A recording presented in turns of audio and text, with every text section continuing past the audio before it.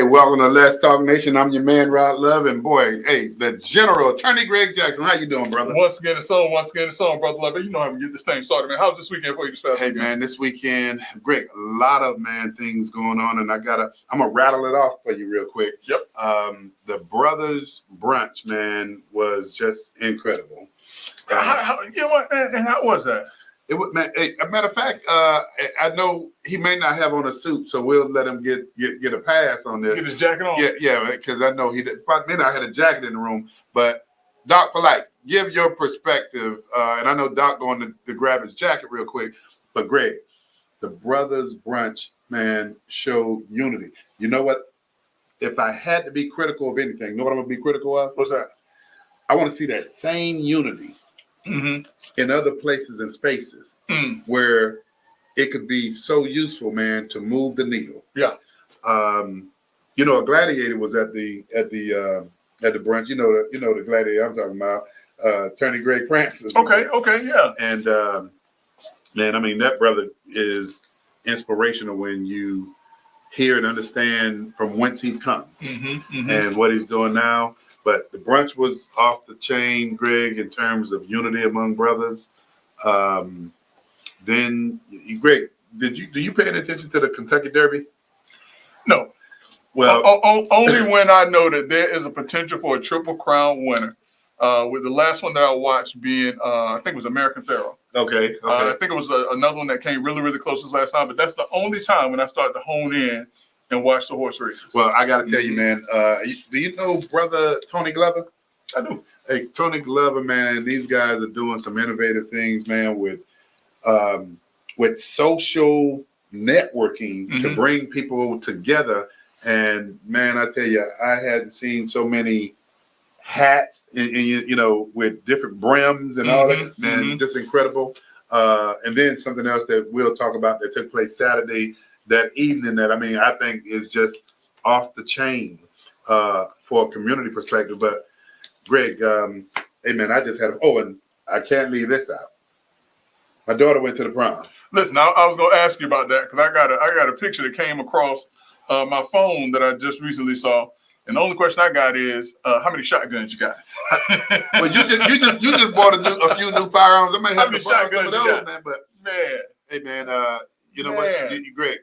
You raise them like they know and understand, and let them, you know, go out. But man, my daughter, beautiful. When I say beautiful, yes, she is.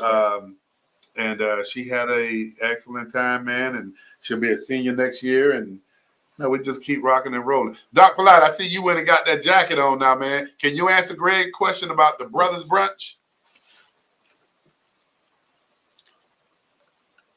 All right, so we got to let our executive producer get himself on. I see he's looking all around, trying to figure out what's going on.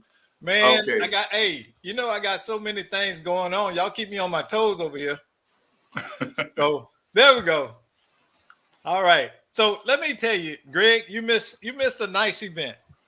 Not that you missed it, but I'll tell you this. I was very impressed with the room. Because a lot of times when you go to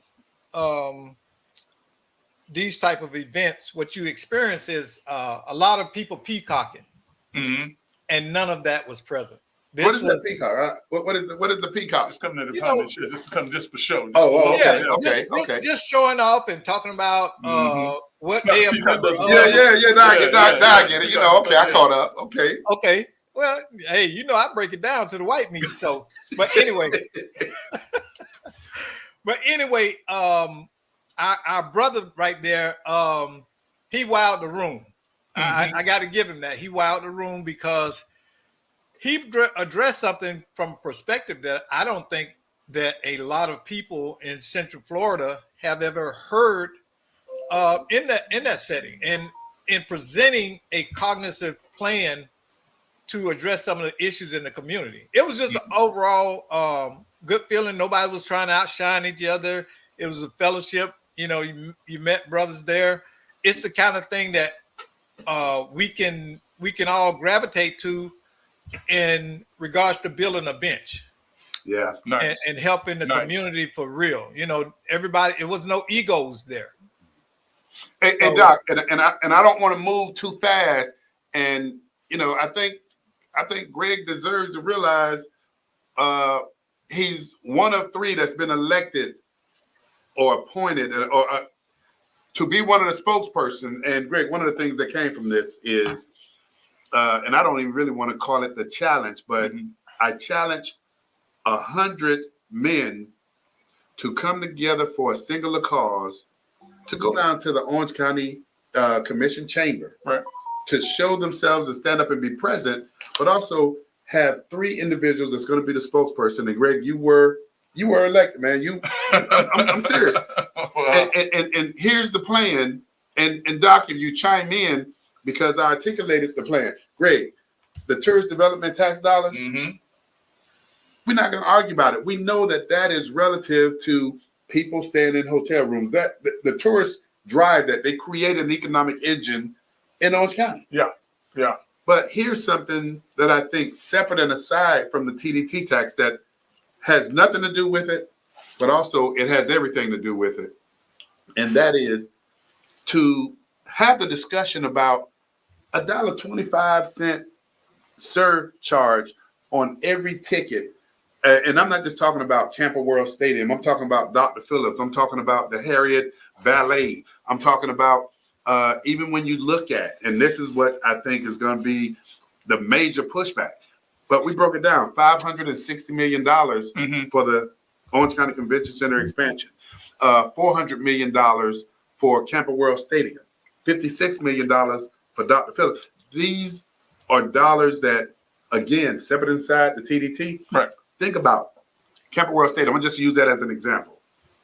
It seats over 60,000 people. Right. Think about a 2-mile radius of Campbell World Stadium, and if there's an assessment of $1.25 and you do it based on 35,000 ticket sales, 10 games throughout the season, that's not including the truck pulls, the concerts, and everything else that take place. Greg, you're looking at over possibly close to $1 million.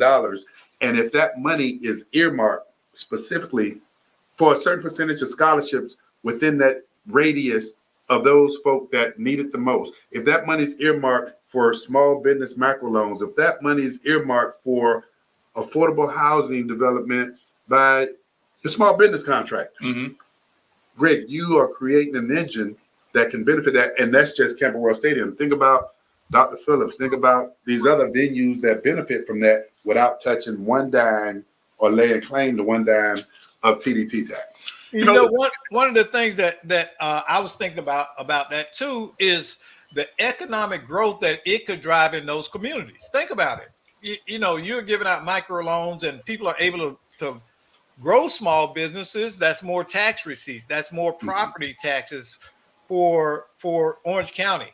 And so we've got to sell it to the benefit point. We got to start talking about how does it benefit? This is what I don't understand. I would want everybody capable of running a business to run one, because that's more revenue for the county. The more businesses you have, it grows, it reduces crime, it grows your capital base in your county. So it's a win-win if everybody can participate. And at the end of the day, Greg, the objective of seeing 100 and men, women, seeing 100 people show up to fill them seats and be consistent, man, if you don't ask, you don't get. And Greg, you often said, man, the closed mouth don't get fed. We can say all of these analogies, but at the end of the day, Greg, if people don't show up, and this is something that's different, that's innovative, that's a driver. If you don't show up, and I said during my keynote speech, if only 20 people are going to show up, 30 people show up, 40, you know what? Let's not do it, because that shows just how weak we are. And what I was going to say is, fantastic plan, and I think that it is absolutely doable. But the way that it gets done is that you have to have the numbers in order to let people know that this is a serious initiative. You're right. And one of the things that we oftentimes fall victim to in the Black community, whether it is coming together to get more monies into the community, whether it is more programming in the community. One of the things that we always fall victim to is we don't show up. You're right. But from what I'm hearing, because although I wasn't there, I did hear, but I get reports. You get re- I get reports. Understand what I'm saying? I watch everything. I get reports. And from what I heard and what I understand, this is a fantastic event, well attended. People understand, what the call, call to action is, and those individuals can absolutely pull and bring those numbers together, because that's what it's going to take. It's going to take. It's going to take us coming together and showing that we are, for once and for all, a united front on certain issues in our community. Something that, Greg, I know you are, excited about, something that I know you love, and that is looking at building a bench. Mm-hmm. Man, we had a diverse population at that. I mean, young brothers. Yeah. I'm talking about these young brothers, 32, between 32 and 40, that, man, they showed up, Greg. Nice. They showed up and Nice. and they lended their support. But it goes back to what you're saying, Greg. If the community does not show up, Mm-hmm. Greg, if we look up and there's RSVP of 30, 40 folks, man, let's not embarrass ourselves. Well, now listen, what I said is slightly different from what you're saying. All right. You going into this with a defeatist attitude. Understand how I said it, how you said it. What I said is it's a fantastic initiative. People understand, because when the people come, they'll understand that there's power in our numbers. You're saying if we only got the 30 or the 40, no, we're gonna have the 130 or the 140. Maybe I'm going a little bit more towards the Bill But no, what Cosby. you doing?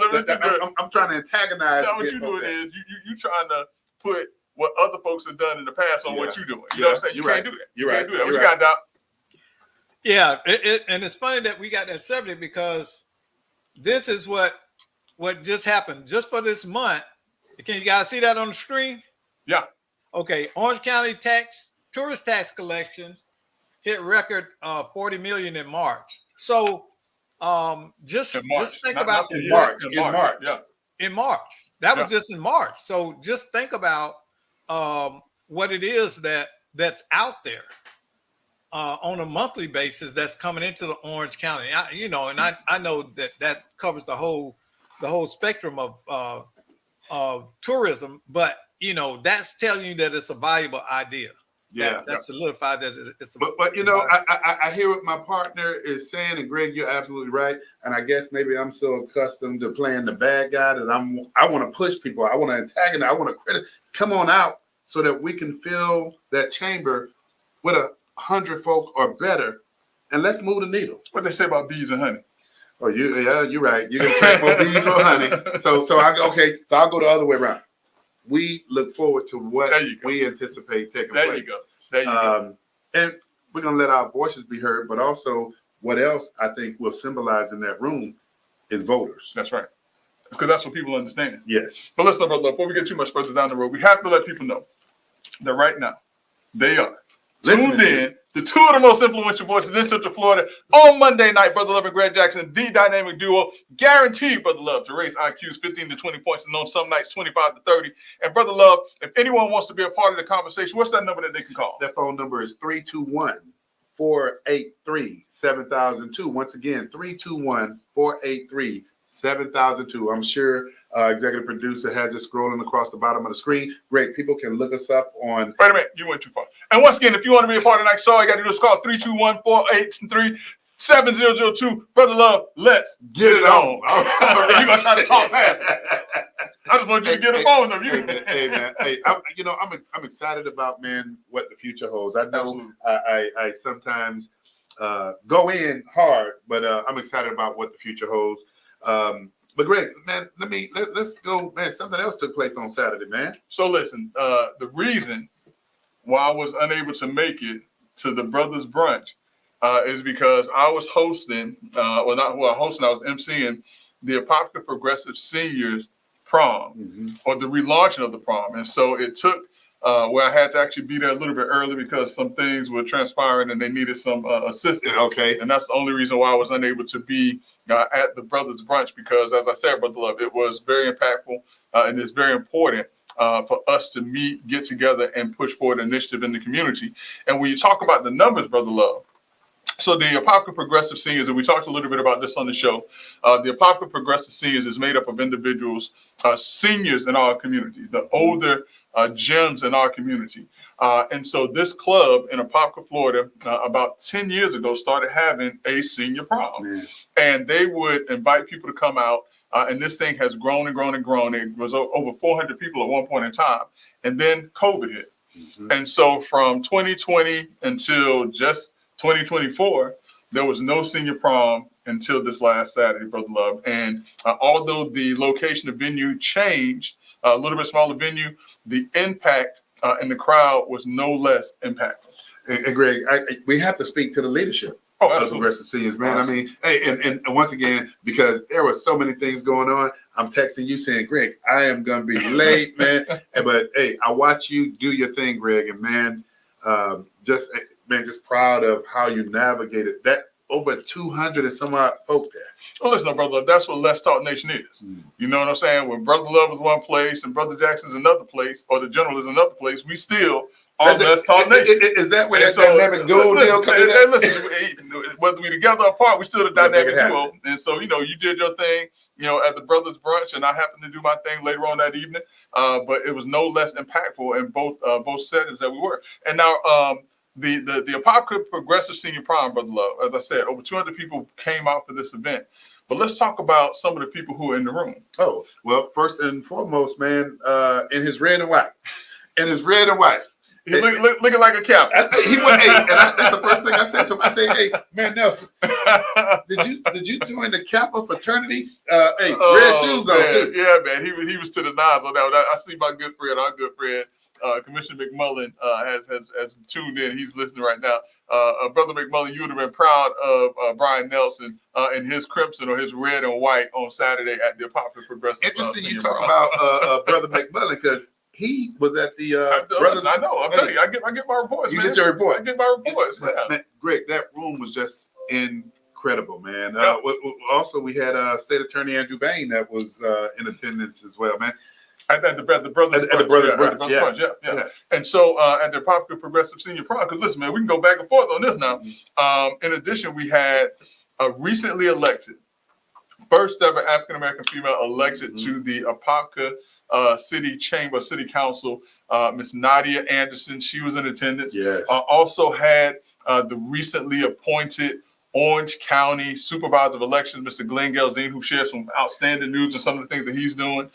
In addition to that, we had Judge McCarthy from the Ninth Circuit who was there.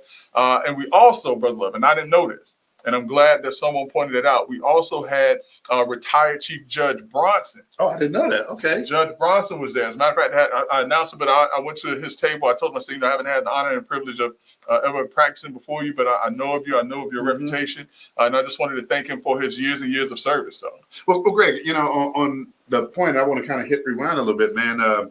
Supervisor of Election, Mr. Glenn Gelzine, he made an announcement at the Progressive Senior Prom, man. Can you elaborate on that a little bit?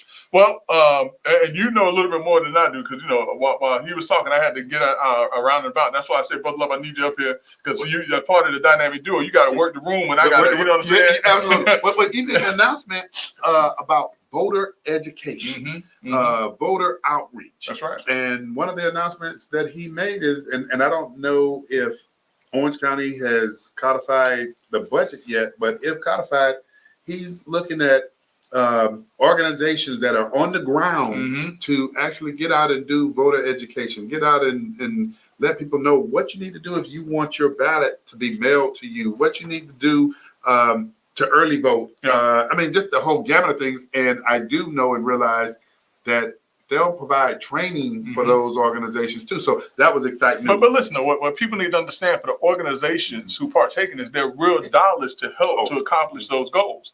And it was also important because Brother Love, as he was telling me this, and I was, you know, and you were getting ready to come in or whatever like that, I said, you know, listen, Supervisor Gelzine, this is directly on point and in line with what we talked about last Monday, which is when we brought in Alphas, Kappas, Omegas, Masons, the other group that was here as well. to talk about voter education, outreach in the community.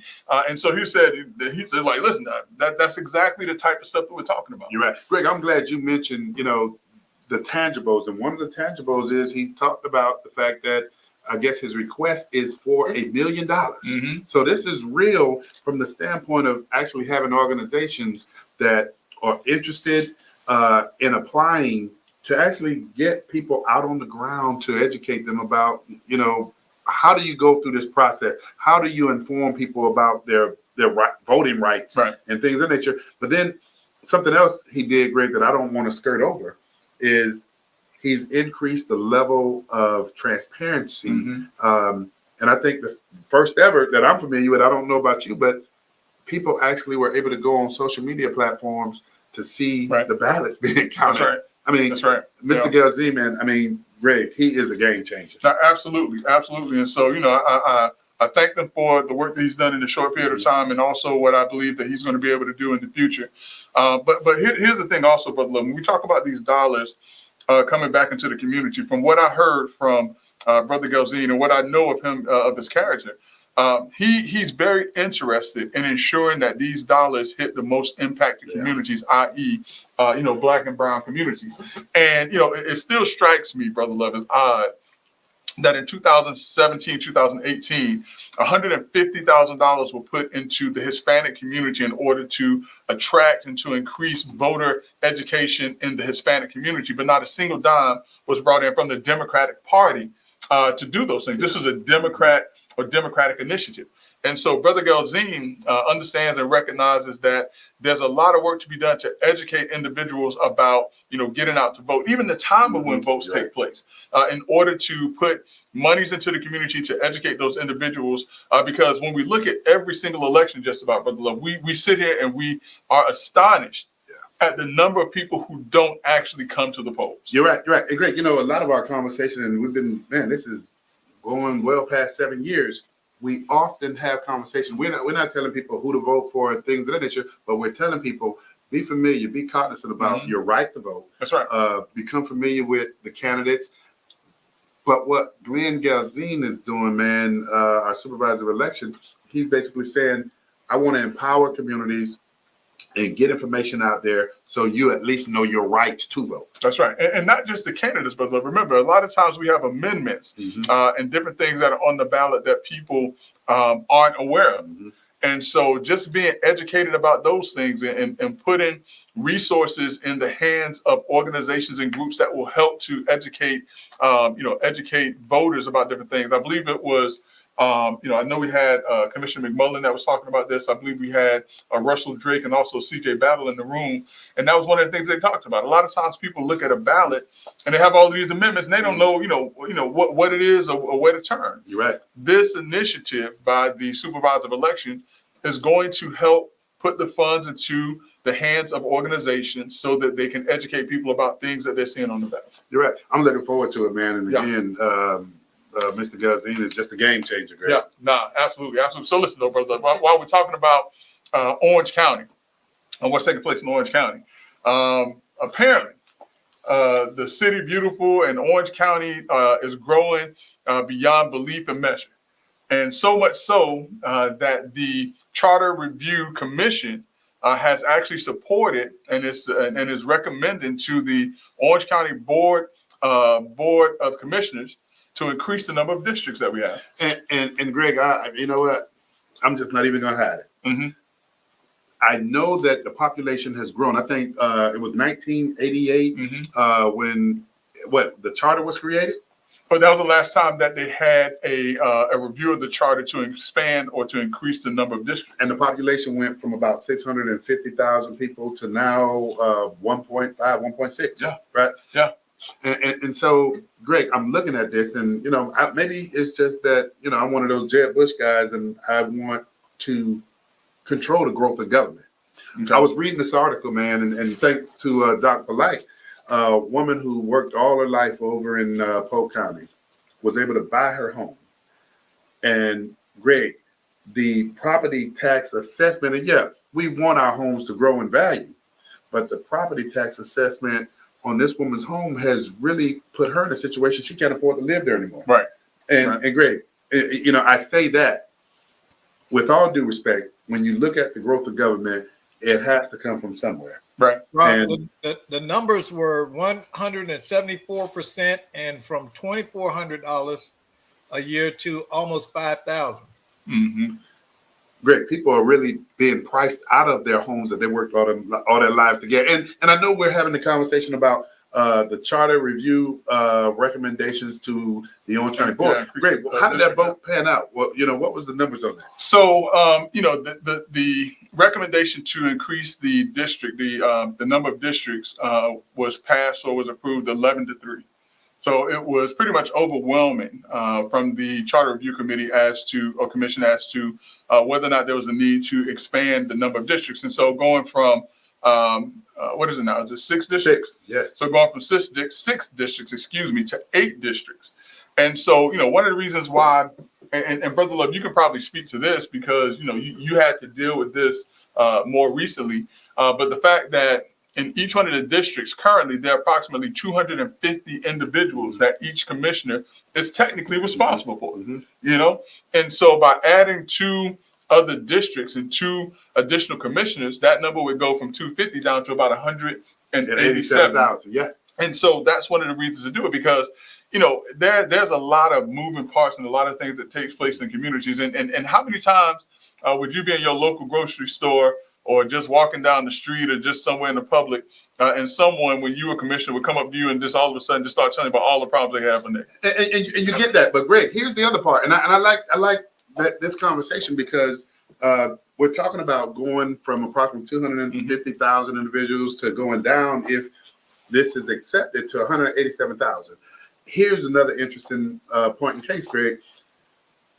What percentage of those 250,000 do you think that commissioners are having to actually be engaged with? Yeah, that's a population that's in your district. Mm-hmm. Greg, you're going to have to address and respond to the population. I guess really where I'm stuck at, Greg, on this is the growth of government. Right. That's where I'm stuck at. And then keep in mind too that these commissioners, and I happen to had been one, it's a part-time job officially on paper, but it's not a part-time job. Right. I mean, it's a full-time job.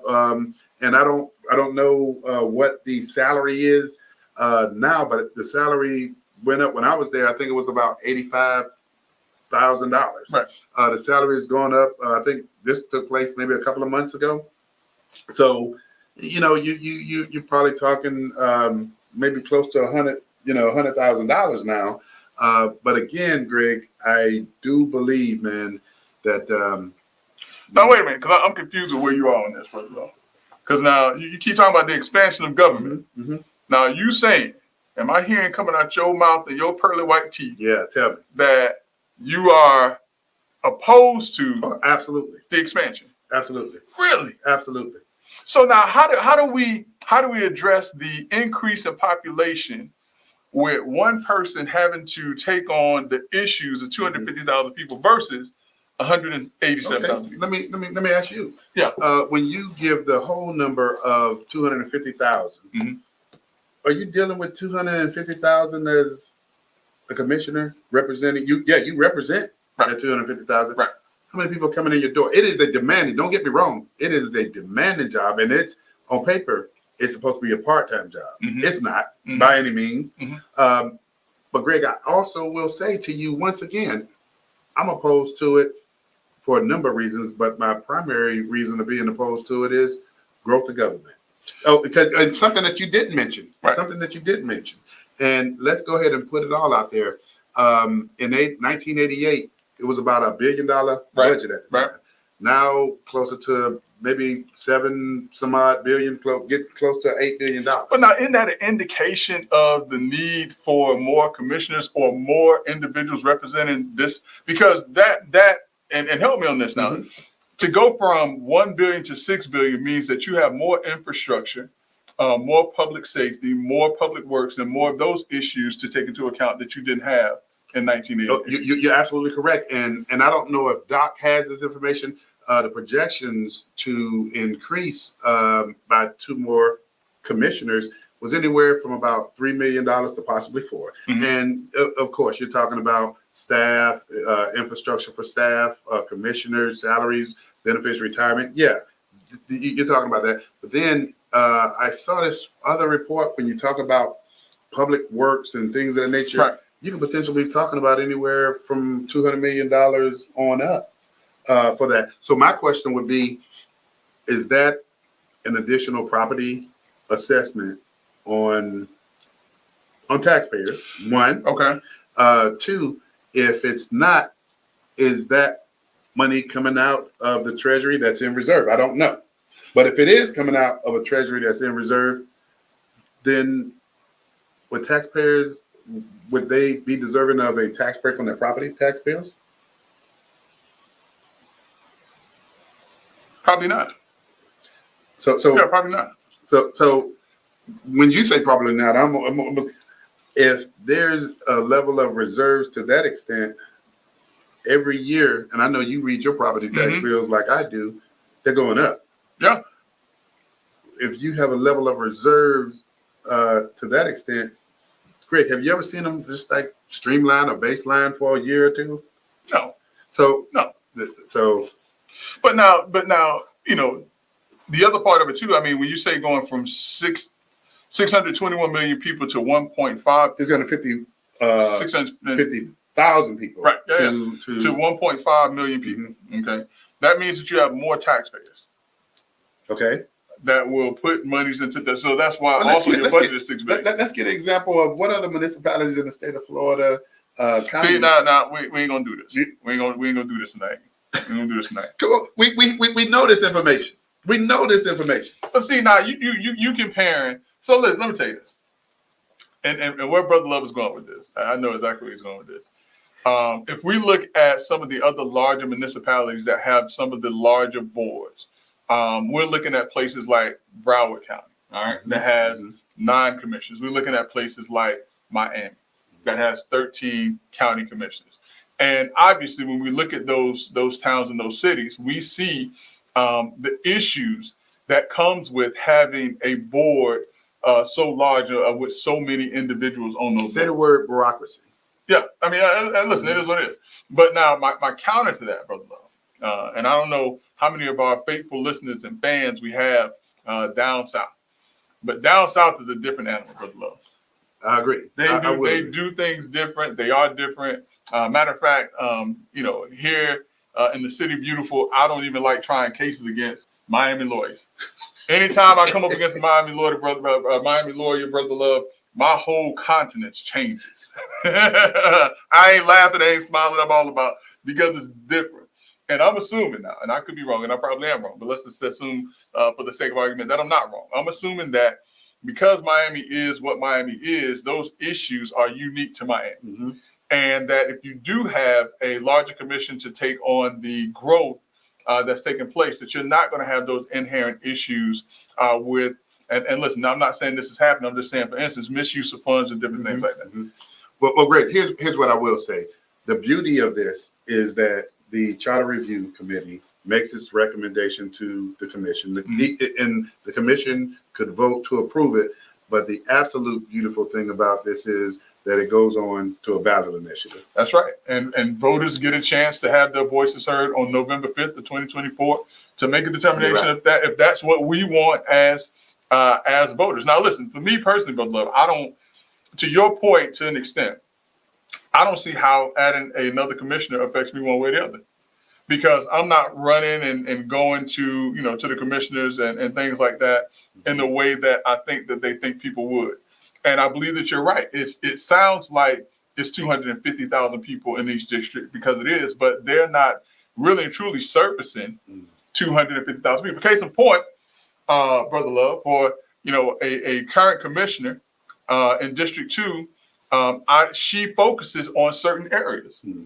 All right. And if there are 250,000 people in that district, my thought process is that she's probably only addressing 30 to 40% of the district. I get your point. I get your point. You see what I'm saying? But great, you know, I focused on one, the growth of government, and the other piece, and I hope you realize how I slid it in there, the increased level of bureaucracy that takes place. I mean, absolutely will take place. And that old adage, man, the more sometimes, man, it's hard to get things done when Right.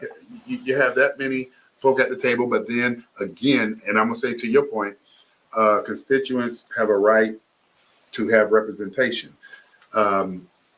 To close this part out, Greg, is the fact that, and we kind of go back to what we were talking about before, man. You need to have a seat at the table. You're either at the table or you're on the menu. Right. And so if it expands to 8 or if it stays to 6, if you've never gone and aired your grievances, if you've never gone and asked questions, if you don't know who your commissioner is and your representative is that you've elected, then you need to sharpen yourself. But listen, this is what I think, Brother Love. I don't know if it passes. You think the timing of this is? I don't know if it passes. But and I like this. I like this discussion because you know what? I don't know that if whether or not it's going to pass. You want to know what I think? Mm-hmm. I think if there's an advocacy group out there that starts having a conversation about how people are actually being taxed out of their homes, how when you look at the level of rent for folk, when you look at workforce and affordable housing, when you look at, again, Greg, and I'll say this, the level of bureaucracy that takes place. I mean, there's individuals, Greg, I love their leadership. Mm-hmm. I love what they're doing. I mean, I'll go ahead and spill it.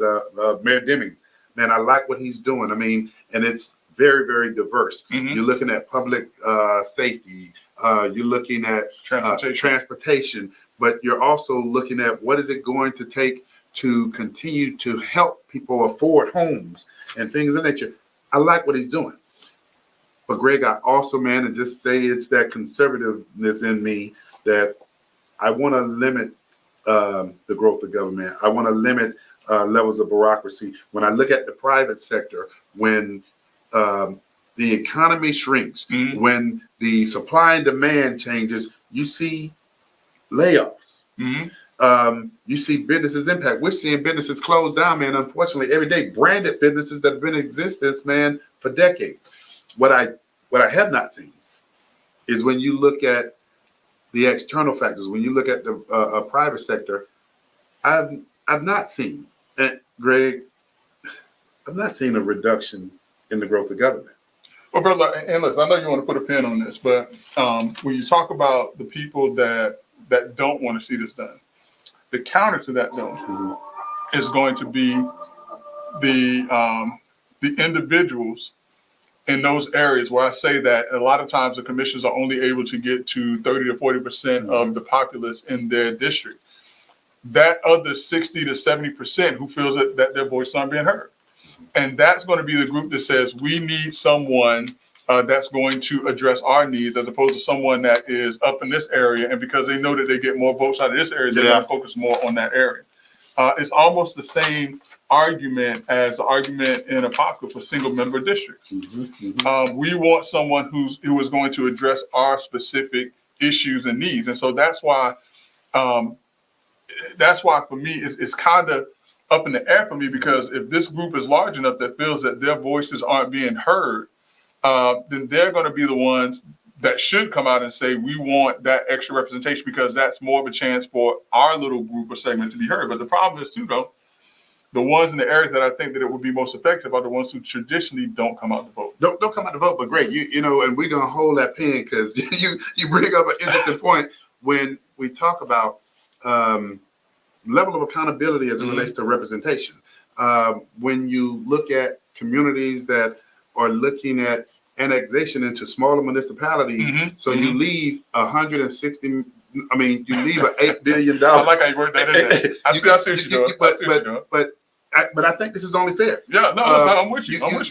You have your grievances with the wrong municipality or mm-hmm. the wrong governing, and I'm specifically talking about Apopka. I'm gonna just put it out there. Yeah. When I think it's fair that you open the conversation and you open the conversation to say, okay, have you ever aired your grievances to the right municipality? If it's public safety, if it's housing, if it's whatever it is, have you ever gone downtown to Roslyn and said to your duly elected representative, that we don't like what's taking place. This community is being left behind and we won't change. But don't just do that, Greg. Take down there a plan, take down there a plan of action in terms of what kind of change you want to see. But man, just from an economic standpoint, to leave an almost $8 billion operation to go to $160 million. So now listen. So now you might be making my argument for me.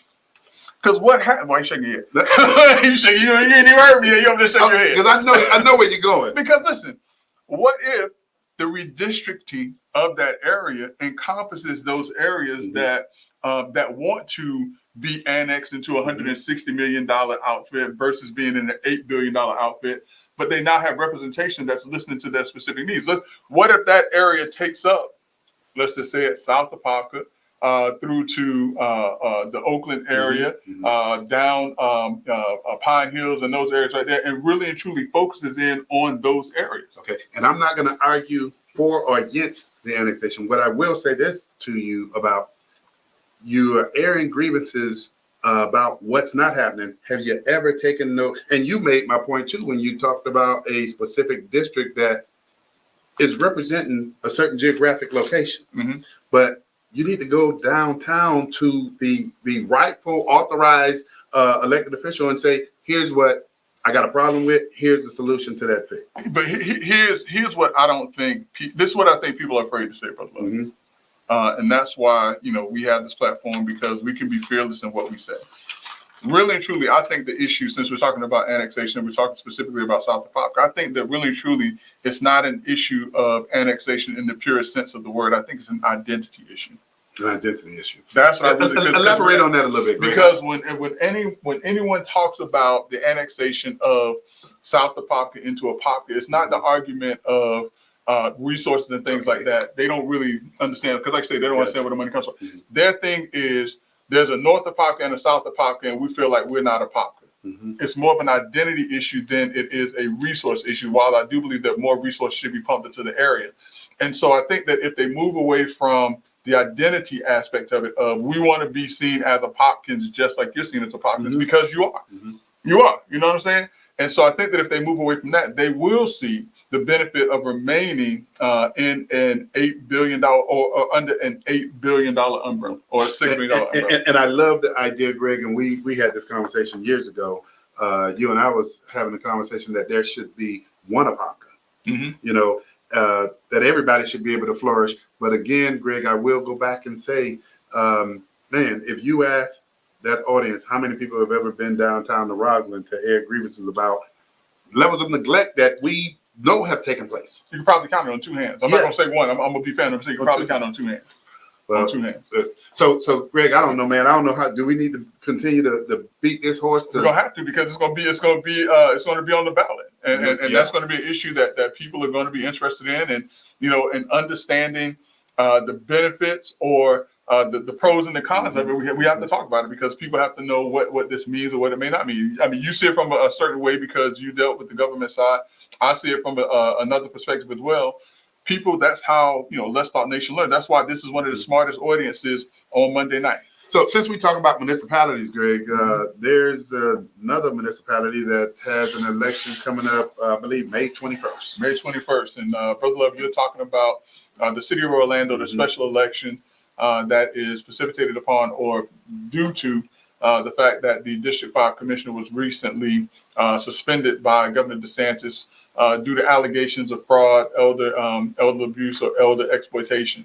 And so because of that, that seat has been left empty for how long now, brother? It's been, was that a few weeks maybe now? No, that's been like almost a month now. Oh, yeah. I mean, so, the people of District 5 have not had any specific representation during that time. But as you said, Brother Love, an election is coming up. Early voting starts on May 13th. And the actual election is going to be on May 21st. And, interestingly enough, Brother Love, we've only had one candidate, just one candidate come in and sit down and talk to us. And that one candidate came with receipts, Brother Love. Oh, and he pulled him out of his jacket. And so, listen, I still say let's welcome, if anyone wants to, come on, talk about their campaign, talk about how they feel they would be the best person to represent that area, Mhm. you know, this is this is a friendly place. So Greg, you do know that I believe originally it was 10 candidates Mhm. that were in that race, Mhm. and then there were 7 that qualified. that's right. And so now there are 7 candidates that are in the race. Tonight, one of our good friends, Miss Monica May, Monica is May. moderating debate over at the FAMU Law School Mhm. for the District 5 commission seat. I believe there's another debate taking place tomorrow night. I don't know location, but Greg, I agree with you, man. Here's a forum that we invite candidates to come on and let people know where you stand. But in the same respect, Brother Love, and I have to do this. Make sure you know who you are voting for and what that person stands for. I can tell you that there are some people in that race that should not be in that race. There's some people in that race who, and this is me talking, Brother Love, close your ears if you have to. There's some people in that race that I believe are ethically challenged, and that's talking from full-blown experience. And if an individual is ethically challenged without being in a position of power, I can only imagine what type of debauchery that they will bring if they are in a position of power. So just know who it is that you're voting for. Check, listen, just like Representative McCurdy brought receipts. Everybody has receipts, Brother Love, in some Right. form or fashion. It's something that you can go to, you can point to and say, wait a minute, it's something about this person that does not sit well with me. Quite frankly, there was someone that I was, looking forward to and excited about not representing, but supporting. But as time revealed itself, Brother Love, I'm happy that I did not publicly make any comments in that regard because, as I said, there's clearly some people that are ethically challenged. And I'm not naming any names. I'm just saying, do your research. So Greg, with that though, because we're talking about the debates that are taking place over here. We know that there's 7 candidates. Originally, it started off with 10, A whole 7, bunch. that qualified. Are you hearing anything about who's been out there, who potentially is leading the pack right now? I mean, the name, and I'm not just saying this because he came and spent time with Let's Talk Nation, Brother Love, but the name that keeps consistently coming up as the person that can hit the ground day one, ready to do the work, the person that's out there, doing the work, hitting the doors, the person that understands the community. The name that keeps coming up consistently for now is Representative McCurdy. Now, the other name that keeps coming up, Brother Love, and it's no shock to me. It's no shock to me. It may be a shock to other people, but it's no shock to me. Is LaWanna Gelzer. Okay. Is another name that I continue to hear because I make phone calls. I talk to people. Hey, what are you hearing? What do you know? One of my sources. I hope he doesn't mind if I out him, but one of my sources is Bishop Stubbs. Okay. Who is deeply there. Listen, Bishop, tell what you hear. Yeah. Obviously you have Ms. Erica Dunlap, who has some deep ties to the community that people are looking at and seriously considering as well. You also have Miles Moran, who is also part of the community. He's a community activist, deeply rooted in the community. In addition to that, you have Ms. Shan Rose, who is over actually in she's with a community redevelopment agency, has worked with the city of Orlando, I believe. And so she's in the race. She had an opportunity to run against Commissioner Hill back in 2021. We moderated that debate. We moderated that. That's absolutely right. And so, she has had an opportunity to run and see what it's like and how to possibly garner votes. But again, Brother Love, the 2 names, interestingly, that I continue to hear, LaWanna Gelzer and Representative McCurdy. Yeah. And I think the one thing, and it's funny you mentioned it, when we had Representative McCurdy on the show, man, we were just asking him, where is it coming from? What's your platform? What do you think is critically important to the District 5 constituents? And Greg, when he went into his jacket and pulled out receipts of what he has done, that I'm gonna just say that impressed me. Yeah, that impressed me. Yeah. But again, we invite those candidates to engage us. If you want to come on here and you can stand up to the questioning, but also let people know where you stand.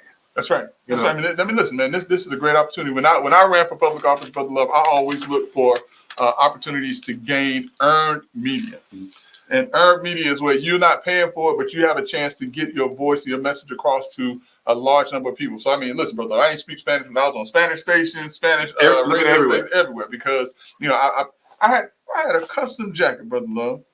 And I went out to the festival, with some Guyanese in there, and they had like this colors festival where they come and they throw like the chalk, the colored chalk on you. Yeah. And it's supposed to be fun, hee ha ha. But I had on a custom jacket, and I was like, I'm about to fight somebody out here. But listen, I went where the potential votes were, and I spoke to people to let them know who I am, because that was an opportunity to get my message across.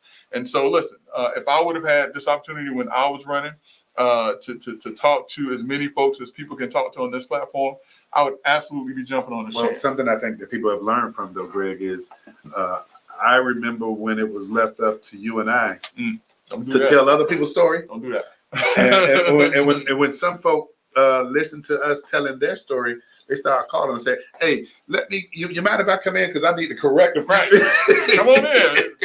We asked you, and listen, this is what we came up with. So tell us what we wrong. So, Greg, man, because I know we're winding down, but Greg, there was a gun pulled on a pastor in was it Pennsylvania? It was in Pittsburgh, Pennsylvania, Pittsburgh, okay. Brother Love. And the reason why this story kind of jumped on our radar is when we think back, the Dylan Ruth incident that happened in Charleston, South Carolina, where this guy went into a church, pulled out a gun, and I believe he shot 9 individuals, Brother Love.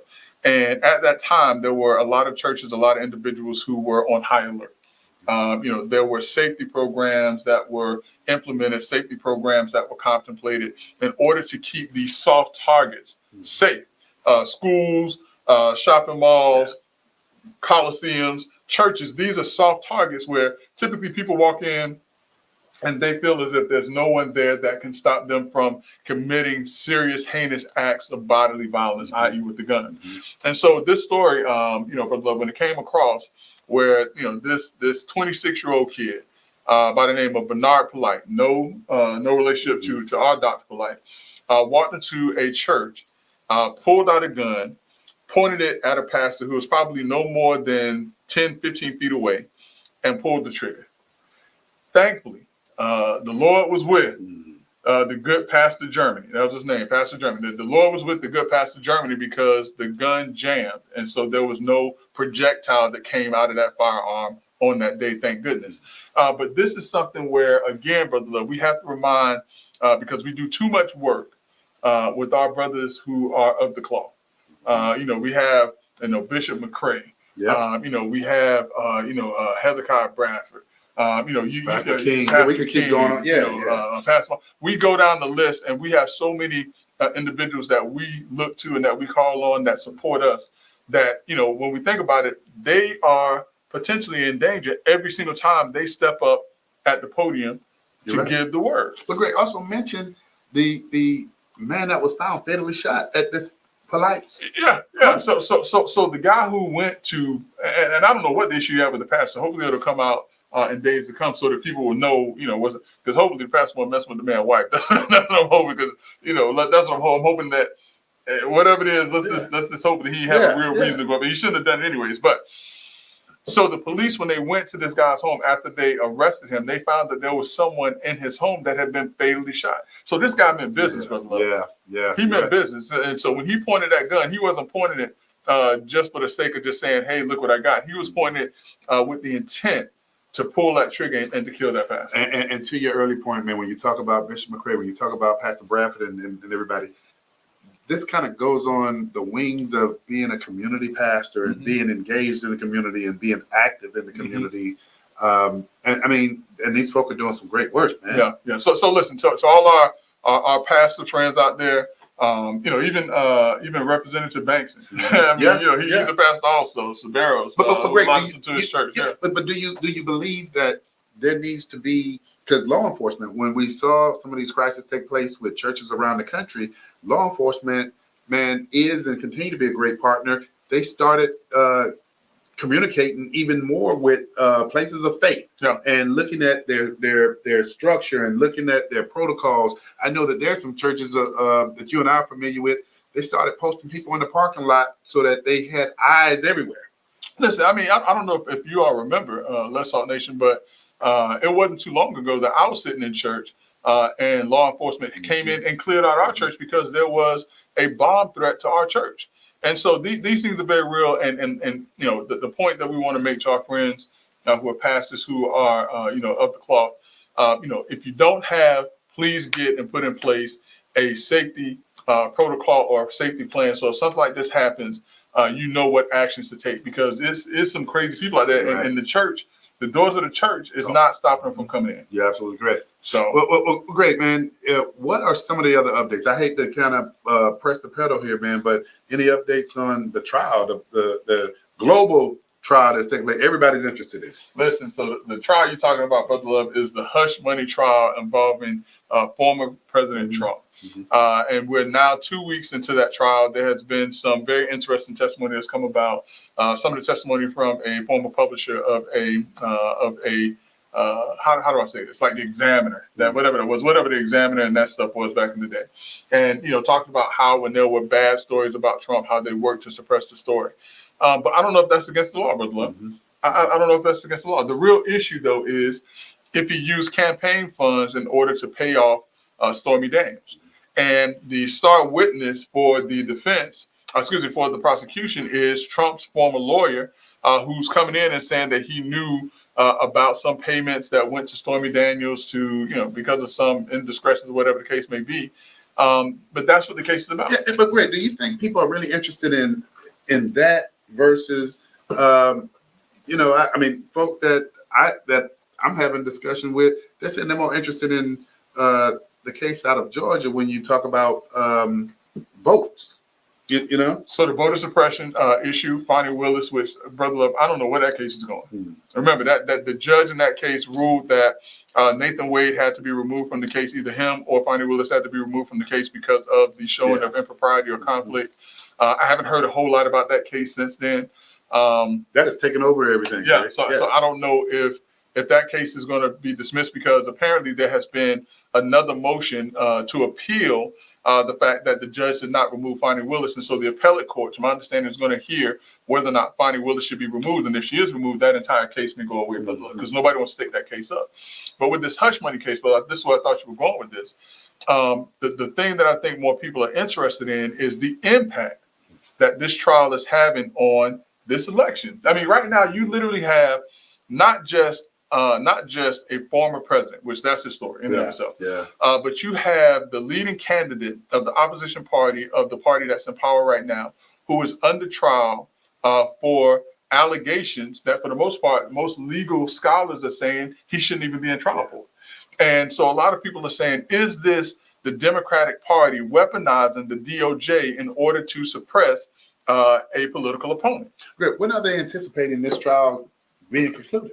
I think another 2 weeks. I think it's a month-long trial. But listen, but for what it's worth, it appears that as the trials go on, as Donald Trump is called to go into court, that his poll numbers are actually continuing to grow and to increase. And they had a historic fundraiser a month or week, a couple of weeks ago, Greg, $76 million. $76 million. But the other part of that too is that $8 million was raised right here in Orlando, in Central Florida. And so listen, Trump is getting some tremendous support. And I'm gonna tell you, brother, it continues. It doesn't cease to baffle me what we're experiencing right now. If you would have said this at any other time, that there would be a presidential candidate who is accused of four different issues of crimes, and they're still leading, and not only are they in the race, but they're still leading, this is unprecedented. Man, I tell you, in our lifetime. And more to come, hopefully. Well, tell you what, Greg, man, next week is going to be another week, man. We're going to be bringing some additional information and education. No, the guest coming in next week, right? Who do we have coming in next week? Gentleman who is running over in the Ocoee area. Greg, who do we have coming in? Yeah, coming on the 13th. Well, we'll figure it out. Hey, you know what? All you need to do is tune in, because we're going to continuously bring it to you. And man, I tell you, this election cycle is hot, Greg. You know what, brother? I'm looking at the clock on the wall, and it's telling me it's time for me to tell you, brother, you do not have to go home. But you got to get out of here. Until next week on Let's Talk Nation. Hey, come on, tune in. We'll raise your IQ. We'll see you next week.